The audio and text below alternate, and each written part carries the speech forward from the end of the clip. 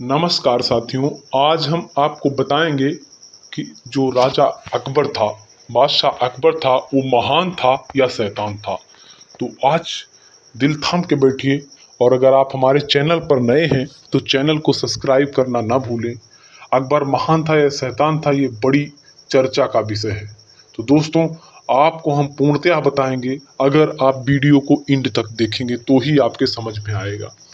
दोस्तों, मैं यहाँ अकबर की महानता और उसकी शैतानता की बातें बताने जा रहा हूँ। इस पर इतिहासकारों के बीच मतभेद है। तो चलिए आज इस वीडियो में हम जानेंगे कि क्या सच में अकबर महान था या फिर वो एक बहुत बड़ा शैतान था। तो चलिए शुरू करते हैं वीडियो।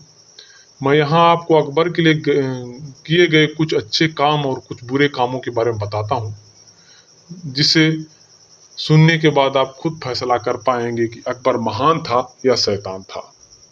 अकबर महान इसलिए था क्योंकि उसने कुछ ऐसे फैसले लिए जो प्रजा के लिए बहुत अच्छे थे। नंबर 1, अकबर ने धर्म के आधार पर टैक्स बंद कराया था। अकबर ने 1564 में जजिया कानून पर प्रतिबंध लगा दिया। ये कानून हिंदुओं के लिए था क्योंकि वो पूजा पाठ करने के लिए एक जगह से दूसरी जगह जाते थे, जिसके लिए हिंदुओं को कर टैक्स देना पड़ता था। अकबर ने इस कानून को बंद करा दिया और यह फैसला किया कि कौन कितना अमीर है उस हिसाब से उसे टैक्स देना पड़ेगा। नंबर 2 पर अपने मंत्रिमंडल में हिंदुओं को जगह दिया। अकबर पहला ऐसा शासक था जिसने अपनी मंत्रिमंडल में हिंदुओं को जगह दी थी। इससे पहले कोई भी मुगल सम्राट ने ऐसा काम नहीं किया था। अकबर के समय हिंदू भी उसके राज्य के ऊंचे ऊंचे पद पर विराजमान थे। ये काम सिर्फ अकबर ने ही किया था। नंबर 3, शादी के लिए उम्र तय की थी उसने। अकबर ने बाल विवाह पर प्रतिबंध लगाया था और लड़कियों की शादी के लिए 14 साल और लड़कों की शादी के लिए 16 साल की उम्र तय कर दी थी। दोस्तों, अकबर में बहुविवाह रोकने के लिए एक से अधिक विवाह करने पर टैक्स का प्रावधान भी बनाया था। उसने विधवाओं को पुनर्विवाह को बढ़ावा दिया था। दोस्तों, सती प्रथा का अंत भी अकबर ने ही करवाया था। भारतीय समाज में कुरीतियों में सती प्रथा सबसे बड़ी कुरीति थी, जिसे अकबर ने बंद कराया। अकबर के आदेश अनुसार जब तक कोई स्त्री खुद न चाहे उसे सती कोई नहीं करा सकता। दोस्तों, हिंदू धर्म के पवित्र दिन पर मांस की बिक्री बंद करवाई थी। अकबर हिंदू धर्म का भी उतना ही सम्मान करता था जितना वो इस्लाम का करता था। उसने ये नियम बनाया कि हिंदू धर्म के पवित्र दिन जैसे कि दशहरा, दुर्गा पूजा, दीपावली जैसे दिनों पर मांस का बिकने पर पाबंदी लगाई जाएगी। हिंदुओं के रीति रिवाज को समझा। अकबर ने हिंदुओं के रीति रिवाज को बारीकी से समझा और इस हिसाब से अपने राज्य में नियम बनाए ताकि हिंदू और मुस्लिम दोनों को तकलीफ ना हो सके। अकबर में आदमियों को परखने की भरपूर क्षमता थी। इसका सबसे बड़ा उदाहरण नवरत्न मिलता है।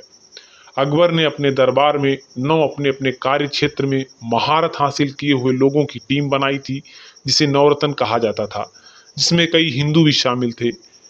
वहीं पर दोस्तों, उसने युद्ध बंदियों की बीवी बच्चों को बाजार में सरेआम नीलाम करने पर पाबंदी लगा दी थी। कुल मिलाकर कहा जाए तो अब तक के मुगल के सबसे अच्छे राजाओं में से एक था, जो हिंदू और मुस्लिम को बराबर देखता था। ये सभी तर्क देकर इतिहासकार कहते हैं कि अकबर एक महान राजा था। वहीं इतिहासकारों का दूसरा वर्ग ये भी कहता है कि अकबर क्रूर, निर्दयी और हवस भरा शासक था और वो एक शैतान राजा था। तो दोस्तों, ये थी इसकी महानता की बातें। अब हम बताएंगे इसकी शैतानता की बातें। क्या था उसके अंदर जो वो शैतान था। अकबर एक क्रूर, निर्दयी, निर्लज्ज, बलात्कारी और हवस से भरा हुआ राजा था। चलिए मैं आपको कुछ तथ्य बताता हूं जिससे आप ये जान पाएंगी अकबर शैतान क्यों था। नंबर 1 पर अकबर हवस से भरा हुआ आदमी था। उसके हरम में करीब 5000 औरतें थी जो उसका और उसके दरबार के लोगों का मनोरंजन करने के लिए रखी गई थी। नंबर 2 पर 14 अगस्त 1582 के दिन अकबर ने 2 ईसाई युवकों को इस्लाम धर्म अपनाने से इनकार करने पर अपने हाथों से उनका कत्ल कर दिया था। ये दोनों युवक सूरत के थे। इन दोनों युवकों के जान के बदले ईसाइयों ने 1000 सोने के सिक्के देने का भी बात कही थी, मगर अकबर हत्या करना ठीक समझा।